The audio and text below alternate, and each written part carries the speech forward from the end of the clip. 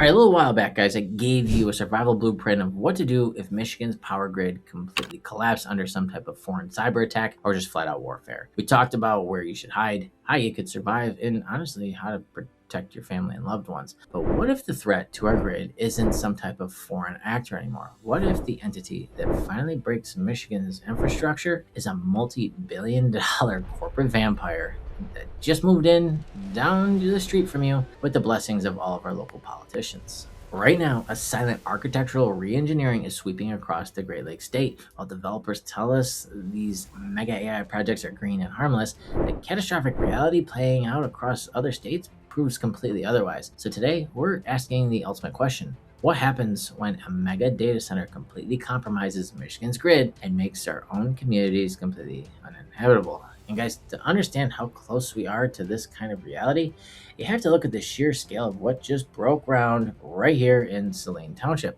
Under the banner of OpenAI's Global Stargate project, developers started construction on, well, the barn, and we've talked about this again and again, a massive $16 billion hyperscale data center campus. And guess what? You know it, Governor Gretchen Whitmer, she celebrated it as an economic miracle. But under the hood, this single facility is projected to scale up to an unbelievable 1.4 gigawatt capacity. To translate that into plain English, one single AI server complex is going to suck down more electricity than an entire commercial nuclear reactor can produce. So look, the developers will look you dead in the eye right now and say, don't worry, we're paying for our own infrastructure and we're using closed loop air cooling systems so your water is safe. But they aren't telling you what happens when the model begins to break, when the cracks begin to show, and when multiple tech giants build a cluster of these gigawatt scale monsters in the same county. The local ecosystem fundamentally changes forever. The sheer volume of continuous, crushing baseline electricity they demand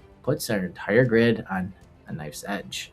Let's map out the nightmare, the what if scenario for Michigan, a scenario that isn't science fiction anymore, but a blueprint based on what actually happened in Texas.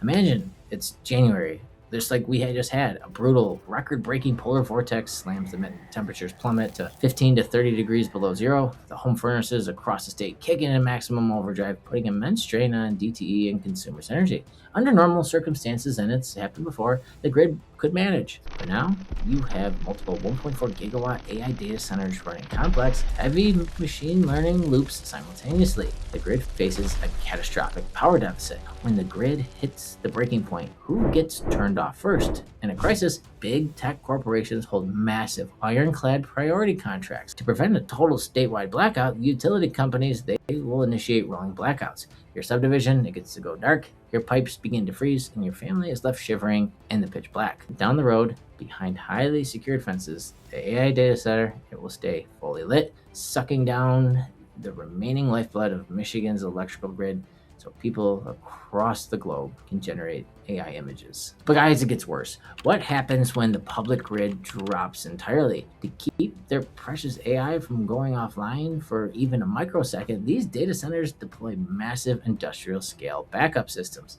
And this is where it gets crazy. Look at what happened in Memphis, Tennessee, where Elon Musk, the XAI data center, installed over 30 industrial gas turbines, or Virginia's data center alley, where facilities rely on rows of up to 150 massive diesel generators. When the power goes out or when the grid is strained, these generators, they begin to roar to life. If this happens in rural Michigan, a quiet township is instantly transformed into a toxic industrial zone. Hundreds of diesel engines blast thousands of tons of nitrogen oxides and fine particulate matter directly into the local air table. A thick cloud of diesel exhaust just happens to settle over your frozen neighborhood. Simultaneously, the massive cooling fans on the roofs of these buildings generate a continuous 90 decibel low frequency hum. And in Virginia, the residents describe it as a demonic drone that vibrates the windows of their home 24 hours a day, causing severe sleep deprivation, lots of anxiety, and constant headaches. You can't open your windows, you can't sleep, your air is polluted, and your peace is fundamentally shattered. The area becomes functionally uninhabitable. Then there is the threat to the very ground beneath your feet.